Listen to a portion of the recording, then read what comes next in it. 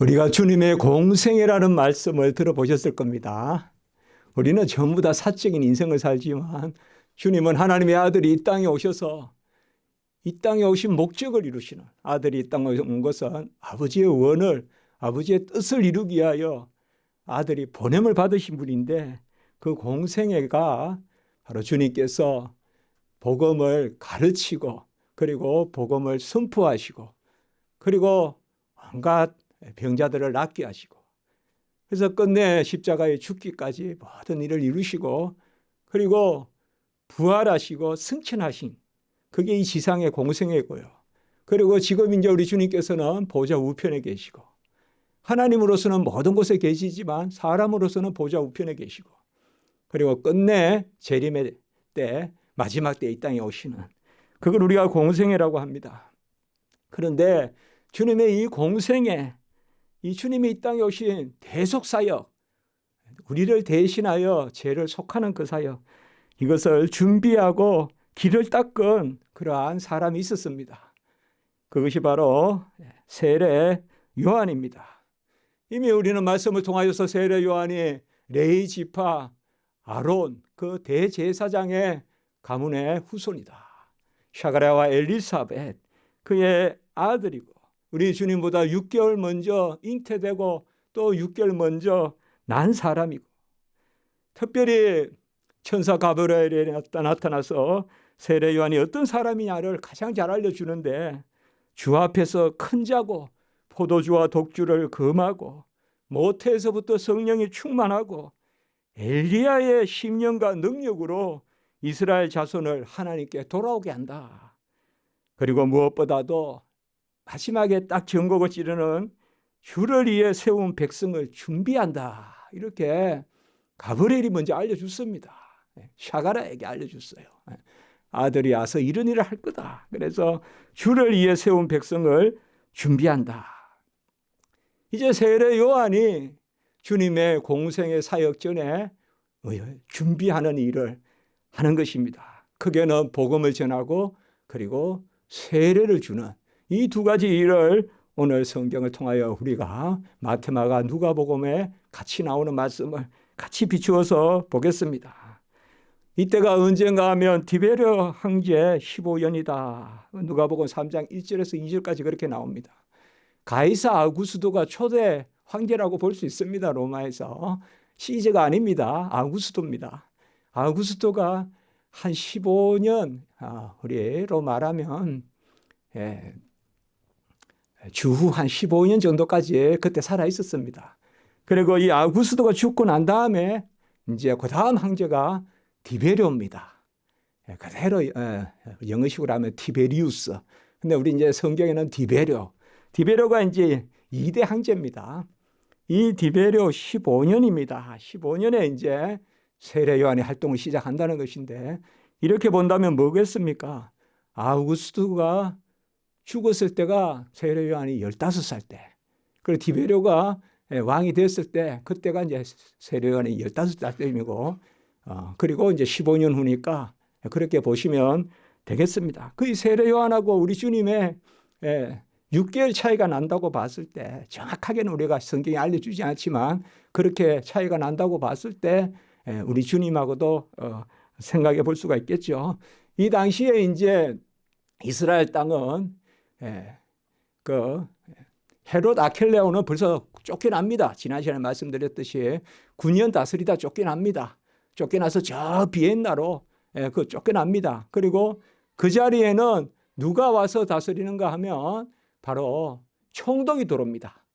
총독이 들어오는데 이 이제 당시의 총독이 누군가 하면 빌라도입니다.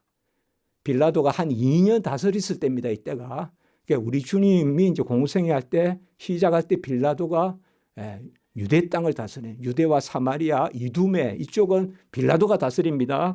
그리고 갈릴리 지방은 지난주에도 말씀드렸지만 헤롯 안티바가 다스리고, 그리고 그 옆에 지방이 바로 이두레라고 해서 그 북쪽으로 동쪽으로 올라가면 그쪽은 또 헤롯 빌립이 다스립니다. 그리고 누가복음에 한 사람 이름이 또 나오는데 루사디아라는 이름이 나오는데요. 그가 아빌레네의 분봉왕이다 이렇게 나오는데 아빌레네는 우리가 잘 모릅니다만은 어느 곳인가 하면 다메섹에서 서북쪽으로 한 40리 가는 쪽입니다. 그러니까 북쪽입니다.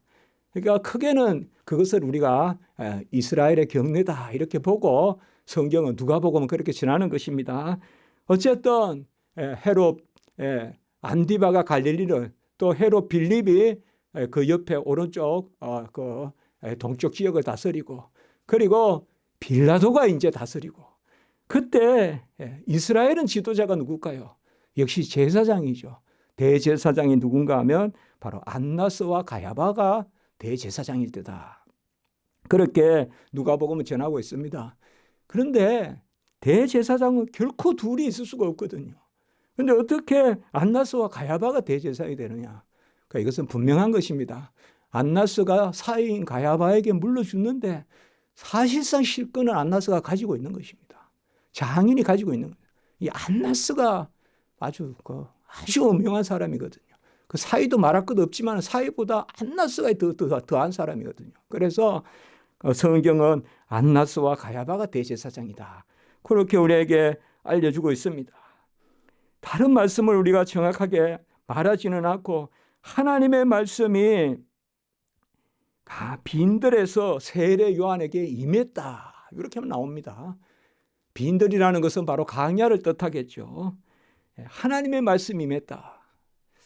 구약을 쭉 읽어보면 하나님의 말씀이 임하여라는 표현을 가장 많이 만나볼 수 있는 사람이 엘리야입니다. 제가 읽기로는. 구약 성경을 쫙 보면, 제가 제 성경을 보니까 제가 노란 거로 이렇게 줄을 쳐놨어요. 하나님의 말씀이 임하니 말씀이. 열왕기상 17장 2절, 열왕기상 18장 1절, 32절, 또 19장 9절. 하나님의 여호와의 말씀이, 하나님의 말씀이 임하니 엘리야. 그리고 엘리야에게 뭐요? 미세한 소리가, 하나님의 말씀이 들렸잖아요.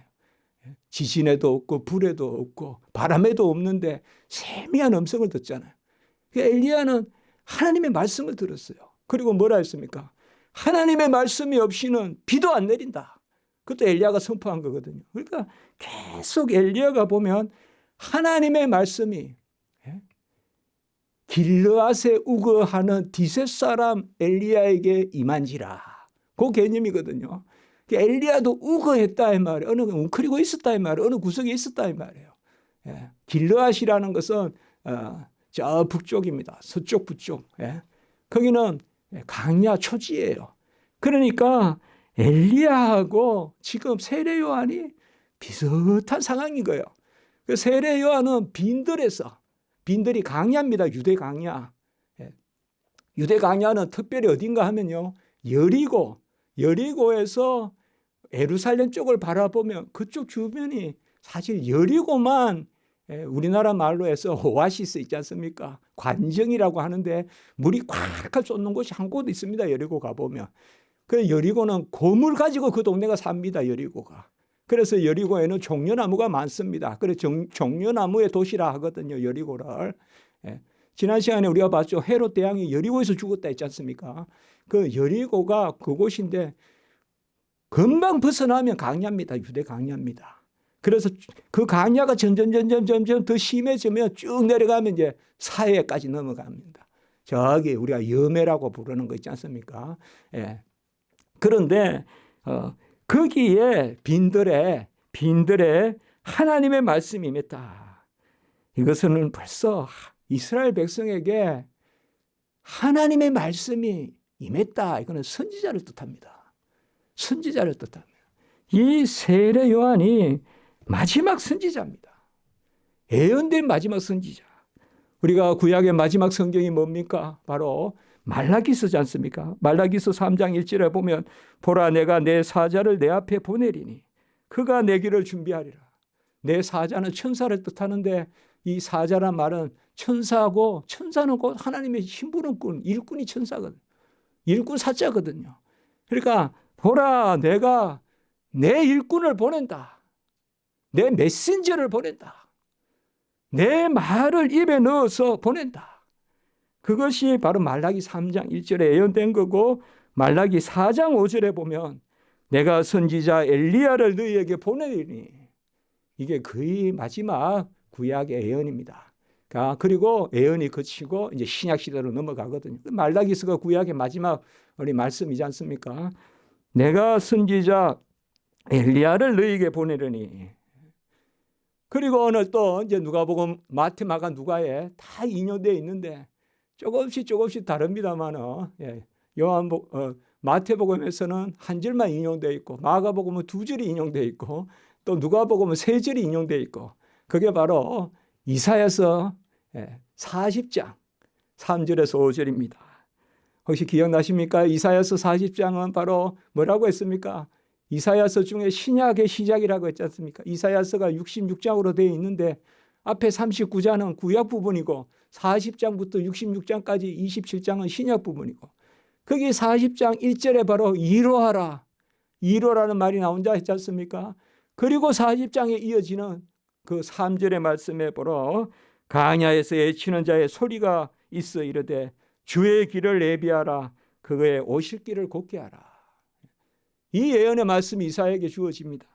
광야에서 애치는 자의 소리다. 주의 길을 곧게 하고 준비하라. 이거 뭡니까? 바로 주의 길이 뭡니까? 바로 메시아, 오실 예수. 이사야 7장 14절에 처녀가 잉태하여 아이를 낳으리니 그분.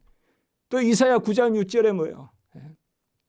기묘요 모사요 전능하신 왕이요, 전능하신 아버지요, 영존하신 아버지요, 전능하신 왕이요, 평강의 왕이요. 그분이 오실 길을 예비하라. 그리고 이사야 40장 이어지는 말씀에 보면 모든 골짜기가 메어지고 산과 작은 산이 낮아지고 굽은 것이 곧아지고 험한 길이 평탄해질 것이요. 이런 것이 선지서에 많이 나옵니다. 높은 산과 낮은 산이 평평해지고 낮은 것은 올라가고 높은 것은 내려오고, 이런 건 다 메시아가 오실 마지막 때를 표현한 것입니다. 산이 낮아질 것이요, 또 평평해질 것이요. 그리고 이사야 40장 5절에 오늘 이 부분은 누가복음에만 인용되어 있죠. 모든 육체가 하나님의 구원을 보리라. 이 예언입니다. 모든 육체가 하나님의 구원을 보리라. 이 말은 모든 사람이 다 구원받는 게 아니고 이제 이스라엘 사람만 구원받는 게 아니라, 분명히 택함 받은 사람만 구원받지만 이제는 선민이 없고 헬라든 또 로마 사람이든 구브르 사람이든 모든 사람, 한국 사람이든 중국 사람이든 모든 육체가 하나님의 구원을 보리라. 구약의 선지서에서 이 말씀과 꼭 두 말씀을 우리가 생각해 볼 수가 있어요. 이사야 40장 5절에 모든 육체가 하나님의 구원을 보리라. 그리고 또 요엘서 2장 32절, 요엘서 2장 마지막 장이죠. 거기에 보면 누구든지 여호와의 이름을 부르는 자는 구원을 얻으리니. 말세에 영이 임하여서 아이는 소년도 예언하고 또 환상을 보고 꿈을 꾸고 쭉 나오고, 그리고 뭐요? 요엘서 2장 32절 누구든지 여호와의 이름을 부르는 자는 구원을 얻으리니. 이것을 딱 인용한 사람이 베드로가 오순절 성령 받고 설교할 때 요엘서 2장 32절을 인용한다고요. 그러면서 여호와라는 것을 주라고 부릅니다. 누구든지 주의 이름을 부르는 자는 구원을 얻으리니. 사실상 크게 보면 구약에서 가장 구원에 대한 정확한 예언이 바로 이사야 40장 5절과 요엘서 2장 32절, 요엘서 2장 마지막 부분이거든요. 2장 마지막 절 32절. 그래서 오늘 이사야 40장 5절은 바로 이 부분에 나오는 것이죠. 오늘 말씀에 모든 육체가 하나님의 구원을 보리라. 이거 누굽니까? 예수님이에요. 예수님이 이 땅에 오셔서 모든 의를 다 이루시고 이제 그 예수님이 구원의 역사를 이루시고 그의 영을 부어주셔가지고 누구든지 믿기만 하면 구원에 이르는 그 도를 예비하라. 그 길을 곧게 하라. 준비하라. 그렇게 지금 예언된 말씀이 세례 요한에게 의해서 성취됐다는 것입니다. 그래서 세례 요한은 예언된 선지자예요. 말라기가 예언한 선지자예요. 또 이사야가 예언한 선지자예요. 이것을 마테마가 누가가 전하고 있는 것입니다. 엘리야는 낙타털옷을 입었고 허리에 가죽띠를 띠고 음식은 메뚜기와 석청이다. 이렇게 기록하고 있습니다. 낙타털옷이라는 것은 헐거운 옷입니다. 헐거운 옷. 예. 그러니까 행색이 초라한 것입니다. 요새는 뭐 이게 그냥 무슨 모피다 이러면 비싼 거다 이런 생각할지 모르는데 그런 게 아닙니다. 이거는 헐거운 옷입니다. 거의 이 옷 한 벌밖에 없습니다. 이게 낙타털옷입니다.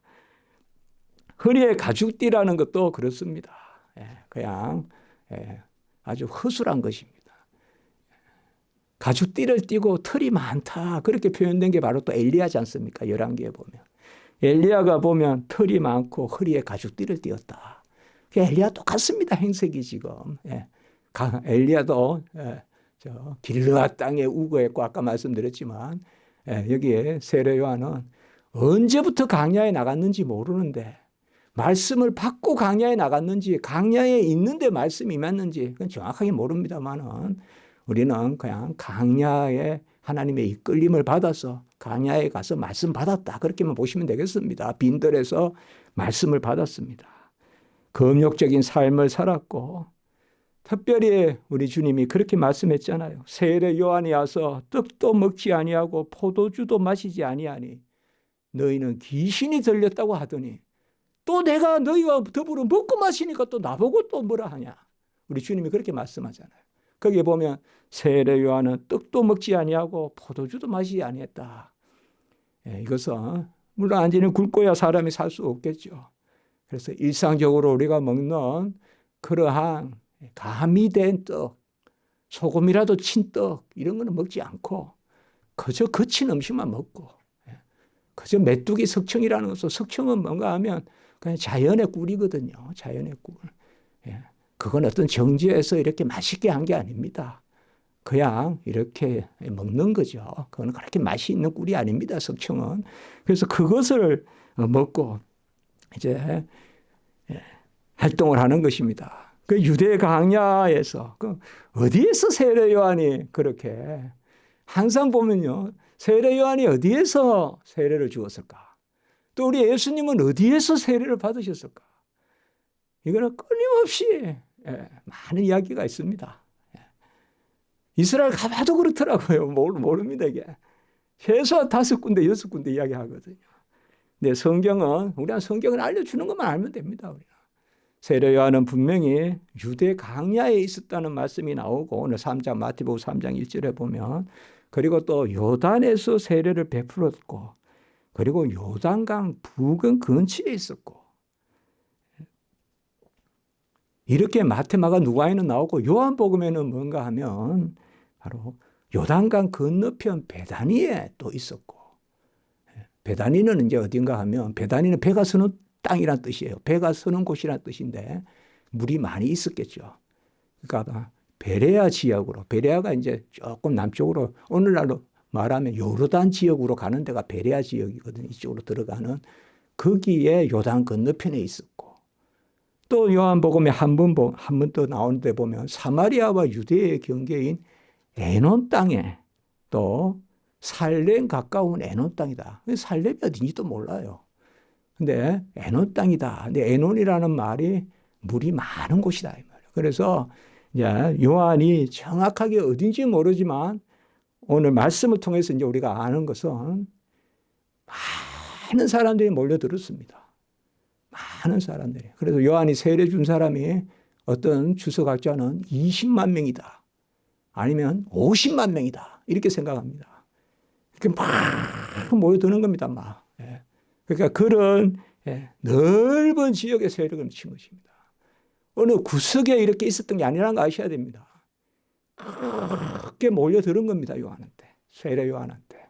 이제 그래서 준비하는 것입니다. 그것이 세례 요한의 일입니다. 그러니까 여러 곳에 요단 근처라고도 나왔다가 유대 강야라고도 나왔다가 저 베레아 가는 그 베단이라고도 나왔다가 예. 베단이는 큰 도시입니다. 지금도. 이건 다 남아있는 도시입니다. 이런 것들이 나옵니다. 자, 세례 요한이 무엇을 했을까요? 우리는 성경에서 크게 두 가지로 볼 수가 있을 것 같아요. 첫 번째는 마태복음 3장 1절에 나오지만 전파했습니다. 우리 주님도 보면 3대 사역이 뭡니까? 말씀을 전파하고 가르치고 병자를 낫게 하시고, 이게 공생의 시작이거든요. 우리 예수님의. 세례 요한도 보면 전파했습니다. 말씀을 전했다는 거죠. 그러니까 말씀이 임한 것을, 사실 하나님의 말씀이 빈들에 있는 세례 요한에게 임했다 할 때 그 말씀은 바로 선포되는 말씀입니다. 레마라고 하는데요. 레마 때우, 하나님의 말씀인데 이 말씀은 선포되는 말씀입니다. 특별히 더 구체적으로 우리가 생각해 본다면 선포할 말씀이 임했다, 이렇게 생각해도 돼요. 소명이 임했다고 주로 많이 주석하지만 선포할 말씀이 임했다고 해도 돼요. 선포할 말씀이 세례 요한에게 임해서 뭐를 선포하냐? 회개하라, 천국이 가까웠다, 이걸 선포하는 거예요. 그 말씀이 임했다는 거예요. 회개하라, 천국이 가까웠다는 그 하나님의 레마, 말씀, 선포할 말씀이 임해서 이제 세례 요한이 선포했다, 이 말이에요.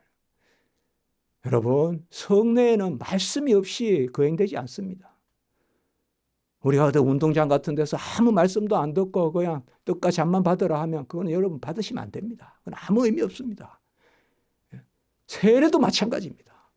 말씀이 있고 세례를 베푸는 거지, 말씀에 대한 고백이 없이 세례 받는 거, 그건 의식에 불과합니다. 우리 귀하게 아셔야 됩니다, 이런 것을. 그래서 먼저 선포할 말씀이 임해가지고 그 말씀을 전하는데, 회개하라, 천국이 가까웠다. 회개라는 말은 문자 그대로 말하면요, 늦게 안다는 뜻입니다.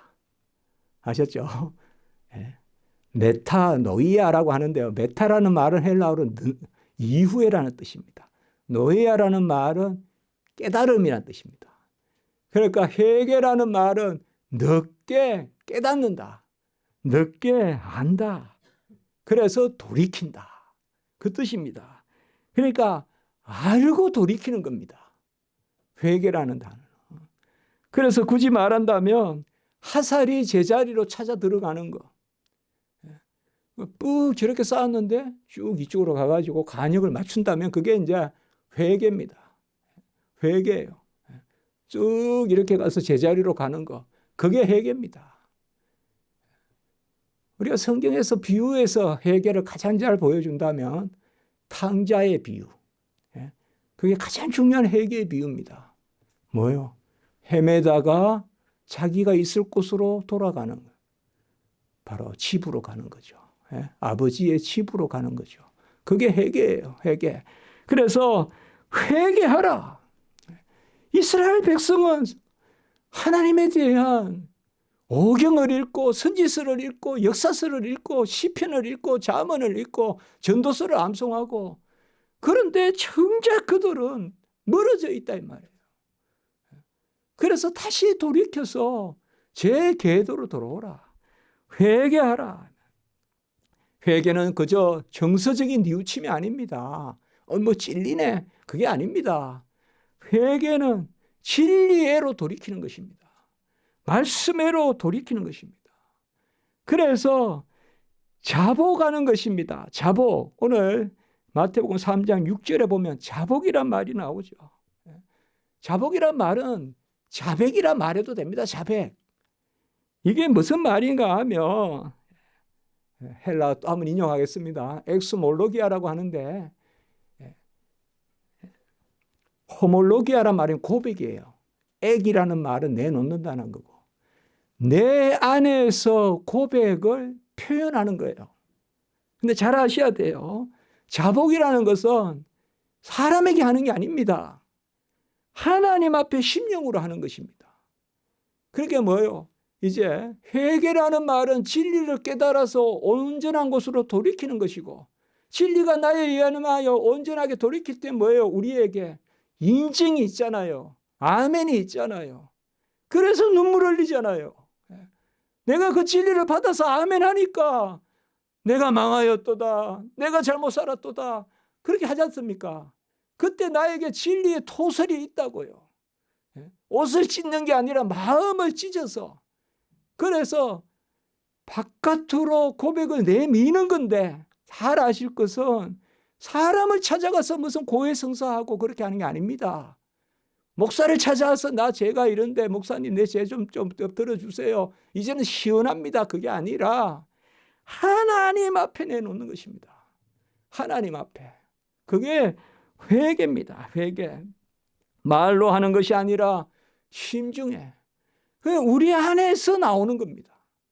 우리 안에서 하나님께 내놓는 것입니다. 아니 뭐 하나님이 내 안에 다 헤아리는데 그냥 두면 하나님이 아시겠지. 그게 아니라 내 안의 것을 가지고, 그래서 너희는 옷을 찢지 말고 마음을 찢어라. 마음을 찢어서 하나님 앞에 내놓는 것입니다.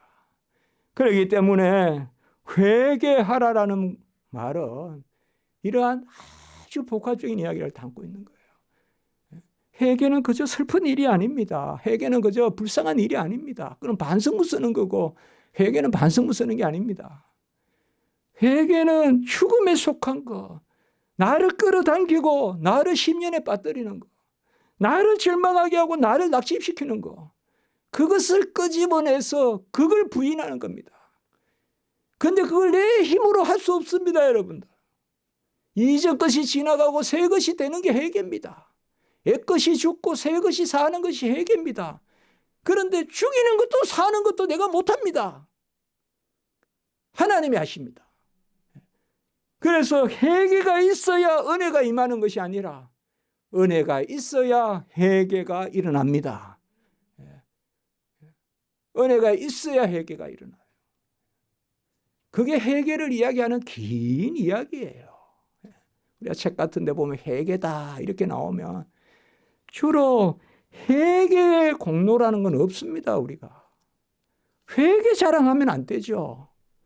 내가 얼마나 철저하게 회개를 하고 사는지 아느냐, 그 자랑할 것이 못 됩니다. 내 스스로 심중에 감사는 해야 되지만 내 공로는 없다 이겁니다. 회개는 은혜가 임해야 됩니다. 은혜가 임하면 잘라내는 아픔이 있지만 바로 새 살이 돋는 기쁨이 있습니다. 그게 이전 게 죽고 새 것이 사는 것입니다. 썬 쑥에 쓰라림이 있지만은 그 쑥에다가 달콤한 꿀을 발라서 먹는 달콤함이 있는 것입니다. 이런 것들을 이야기하는 것입니다. 그래서 회개는 은혜의 열매다. 회개는 내 자랑거리 아닙니다. 회개는 은혜를 받았다는 것입니다. 회개에는 절대 공로가 없습니다. 우리가 돌이킴이라면 세 가지로 생각해 볼 수가 있습니다. 내 심령의 돌이킴, 내적 돌이킴, 그걸 회개라고 할 수 있습니다. 내 신분의 돌이킴, 그걸 우리가 중생이라고 하는 것입니다. 거듭나는 것. 이전 것은 지나가고 새 것이 되는, 이게 중생입니다. 그리고 내 법정적인 돌이킴, 하나님의 법정에서의 더 이상 내가 정죄 가운데 있지 않고 은혜 가운데 있다. 이걸 우리가 칭이라고 합니다. 그런데 이 회개나 중생이나 칭이나 전부 다 내 공로가 없습니다. 내 마음의 돌이킴도, 내 신분의 돌이킴도, 내 법정의 하늘 시민권의 하늘 생명책의 돌이킴도, 이제는 죄인이 아니라 의인으로 기록되는 그 하늘 생명책의 기록도 전부 하나님이 하신 것입니다. 그것의 선포입니다. 지금 회개하라라는 것은 그저 어제 잘못한 거 오늘 뉘우쳐 그 정도가 아닙니다. 전적인 은혜로, 이것은 내 공로로 안 됩니다. 천국이 가까웠다. 왜 구약에는 천국 개념이 없었을까요? 있었어요. 이제 이 천국은 어떤 천국일까요? 성취되는 천국입니다. 이루어지는 천국입니다. 하늘나라라고도 번역이 되지만 하나님의 나라라도 번역되고, 이 하나님의 나라, 하늘나라는 예수 그리스도가 성취하시는 것입니다. 주님이 이 땅에 오셔서 다 이루시고 그 자기의 의를 우리 것 삼아 주시는 그 역사를 보혜사 성령을 부어주심으로, 누구든지 보혜사 성령이 임하면, 예수님의 성령이 임하면 우리가 다 왕국입니다. 그게 신약 시대의 하나님의 나라입니다. 이 하나님의 나라가 이미 임했습니다. 그리고 우리는 마지막 때까지 그 나라 백성입니다. 그래서 우리가 종말론적 삶을 산다고 이야기하는 것입니다. 마지막 때 가서 비로소 시작되는 게 아니라 이미 지금 인쳐서, 지금 우리는 하늘나라 천국 시민권을 가지고 하나님의 자녀로 인침을 받아서 사는, 그게 하나님의 나라거든요. 그래서 회개하라, 천국이 가까웠다라고 이렇게 선포합니다. 마태복음에서는 하늘나라라는 말을 많이 씁니다. 우리나라 번역하면 하늘 천자에서 천국. 마태복음은 주로 유대인들에게 쓴 거거든요. 그러니까 유대인은 하나님이라는 말을 가급적 안 쓰려고 합니다. 그래서 하늘이라는 표현으로 하나님을 많이 표현합니다. 그렇게 생각하시면 됩니다. 그런데 마가복음, 누가복음 이런 데는 하나님의 나라라는 말이 상대적으로 자주 나옵니다. 마태복음도 하나님의 나라라는 말이 나오지 않는 건 아닙니다만은 마태복음에는 천국이란 말이 많이 나옵니다. 그래서 같은 말입니다. 천국이나 하나님의 나라나 같은 말인데, 이거는 무슨 나라냐? 바로 같이 합니다. 그리스도의 나라. 자, 이제 그리스도의 나라가 가까웠다는 것입니다. 회개하라, 천국이 가까웠다. 그러면 회개하면 천국이 옵니까? 아까 이야기했죠. 은혜의 시대가 열렸다는 것입니다. 사실 회개하라는 것은 성령 받으라, 똑같은 이야기입니다. 그리스도를 믿어라, 똑같은 이야기입니다. 그리스도를 믿지 않고 보혜사 성령이 임하지 않고 회개할 수 없습니다. 회개해서 그리스도 믿게 되고 회개해서 성령이 임하지 않습니다. 성령이 임하면 회개하고 성령이 임하면 이제 돌이키는 것입니다. 하나님의 나라라는, 이 나라라는 것은 성경에 자주 나옵니다. 신약 성경에만도 나라라는 말이 119번 나옵니다. 하나님의 나라, 또 천국, 하늘나라. 이 하나님의 나라는 그리스도 안에서 하나님이 우리를 다스리시고 교회 안에서 다스리시고 핍박이 있을수록 더 자라가고 흥황하고, 무엇보다 마지막 때 주님의 재림으로 완성이 되는, 이것이 성경에 기록된 나라라는 개념입니다. 우리가 다 그 나라의 백성입니다. 세례 요한이 선포한 것은 나중에 예수님의 선포와 동일합니다. 우리 예수님도 공생애 하실 때 제일 첫 번째 선포가 회개하라, 천국이 가까웠다. 똑같은 선포를 또 하시는 거거든요. 그리고 세례 요한이 했던 두 번째가 바로 세례를 베푸는 것입니다. 세례라는 것은 이스라엘 백성들에게 그렇게 낯설지는 않을 것입니다. 왜냐하면 정결례라는 걸 했잖아요. 정결례, 구약시대 때. 구약시대 때 정결례는 의식이라면 신약시대 때 세례는 은혜의 표입니다. 바로 예수 그리스도께서 다 이루신 그 은혜. 그러니까 의식이 아닙니다. 세례는 공로가 아니라 이 말씀이에요. 마가복음과 누가복음에서는 이 세례 요한이 베푼 세례를 정확하게 표현하고 있습니다. 제사함을 받게 하는 회개의 세례다. 두 번 나옵니다. 똑같은 말이. 그대로 말하면 제사함에 이르는 회개의 세례. 제사함에 이르는 회개의 세례. 여기서도 우리가 잘 아실 것은 제사함에 이르는 혹은 제사함을 받게 하는 회개이라니까 내가 회개한다라고 하면 안 된다는 것입니다. 회개는 하나님의 은혜입니다. 그래서 세례는 제사함의 세례, 제사함에 이르는 회개의 세례, 옛것이 죽고 새것이 되는, 돌이켜서 온전한 자리에서는 그 회개, 그것이 이 세례의 의미인데, 이 회개는 하나님의 은혜로 우리에게 주어지는. 오순절 성령이 임했을 때 베드로가 이와 같이 설교했어요. 사도행전 2장 38절에 보면 너희가 회개하여 각각 예수 그리스도의 이름으로 세례를 받고 제사함을 받으라. 그리하면 성령의 선물을 받으리니. 여기에 보면 회개하고 세례를 받고 제사함을 받고 그리하면 성령의 선물을 받으리니 이렇게 이야기하니까 잘못 보고 회개를 제일 먼저 해야 되고 그 다음에 세례 받아야 되고 그 다음에 제사함이 있고 그 다음에 성령의 선물이 있다. 이렇게 해석하면 안 됩니다. 성경은 이렇게 표현해서 뒤에 것이 가장 중요하다는 걸 드러냅니다.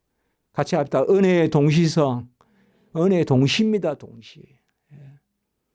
간혹은 이런 것은 우리가 주일학교나 이런 아이들한테는 가르쳐야 돼요. 내가 먼저 회개해야 세례받고 세례받아야 제사함이 따르고 제사함이 있어야 성령의 선물을 그때 비로소 받는다고 생각하는 것은 아닙니다. 이런 경우는 거꾸로 읽어야 됩니다. 거꾸로 읽어야 돼요.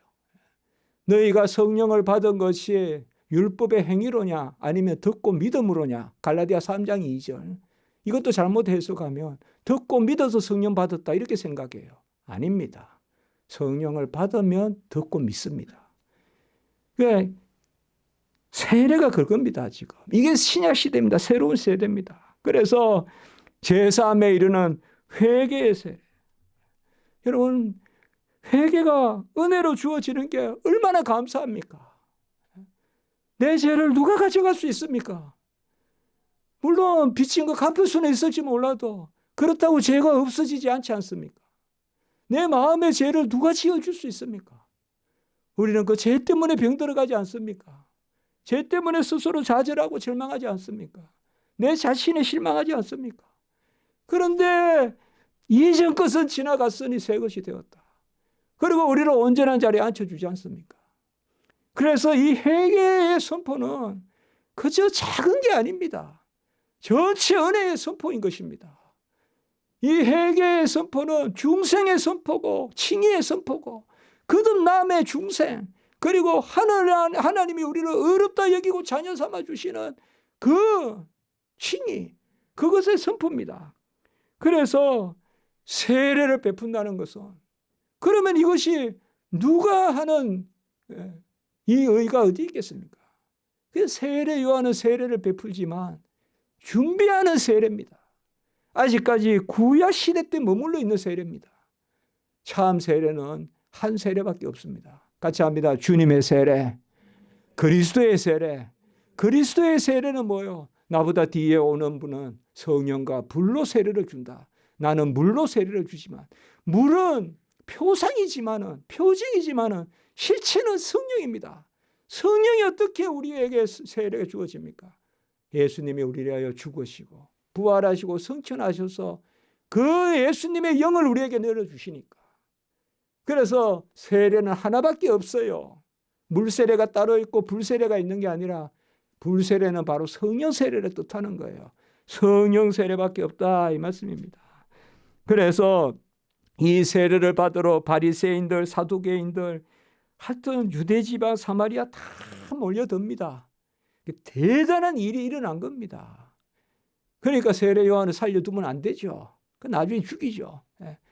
세례 요한이 또 그렇다고 해서 됐다 이제 사람들 모았으니까 우리가 반역을 한번 해보자. 저 로마 사람 몰아내자. 그렇게 하지 않죠. 하나님의 나라는 바로 이 땅에 있지 않은 거죠. 이런 것을 우리가 잘 생각해야 됩니다. 그래서 오늘 보면 바리새인들과 사두개인들이 오고 하는데 8절에 보면 마태복음 회개에 합당한 열매를 맺고 또 10절에 보면 좋은 열매를 맺지 아니하는 나무마다 찍혀 불에 던지우리라 이렇게 이야기합니다. 바리새인들도 와요. 서기관들도 와요. 사두개인들도 와요. 바리새인들은 애식하는 사람들이에요. 누구보다 기도 많이 하고 금식 많이 하고 누구보다 성경 많이 읽어요. 헌금 많이 해요. 그러나 바리새인들은 외식하는 사람들이에요. 그래서 사두개인들은 뭔가 하면 또 형식을 넘어서서 자기 마음대로 믿는 사람들이에요. 부활도 없다 그러고 그래서 사두개인은 교리적으로 아무것도 없는 사람들이 또 이게 사두개인들이. 그러면서도 자기들 지식이 많아요. 그래서 머리가 좋아요, 사두개인들이. 그러니까 고위 간직이 많아요, 사두개인들이. 그러니까 이들의 공통점은 뭔가 하면 거기 보세요. 누가 너희로 임박한 진노를 피하라 하느냐. 7절에 보십시오. 이것만 잠깐 설명하고 마칠게요. 독사의 자식들이라는 것은 가장 강하게 비판하는 그 당시의 표현이에요. 독사의 자식들아, 누가 너희로 임박한 진노를 피하라. 이 말은 뭔가 하면 이 사두개인들과 이 바리새인들은 자기들이 만들어낸 거 가지고 하나님의 진노를 피할 것이라고 생각한 거예요. 자기 마음대로 생각해서 우리가 이만큼 기도하면 우리는 하나님께서 우리에게 화내시지 않을 거야. 하나님이 기뻐하실 거야. 그래서 막 지금 로마가 저렇게 막 쳐들어오고 이 당시가 암흑기 아닙니까? 그러니까 곧 망한다 이런 말들이 있는데 사두개인과 바리새인들은 우리는 이렇게 사니까 괜찮다. 임박한 진노가 우리에게는 임하지 않는다.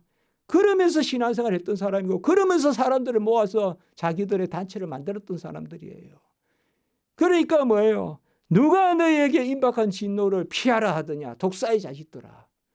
회개에 합당한 열매를 맺고 그리고 10절에 좋은 열매를 맺고 이건 다른 게 아닙니다. 같이 합니다. 성령의 열매, 은혜의 열매, 말씀의 열매. 마태복음 7장 16절에서 20절에 보면 바로 열매로 알리라. 그리고 아름다운 열매라고 했어요. 이것은 은혜의 열매입니다. 은혜의 열매를 맺고 은혜로 하나님 앞에 서야 되지. 어떤 예식을 가지고 그렇게 하지 마라.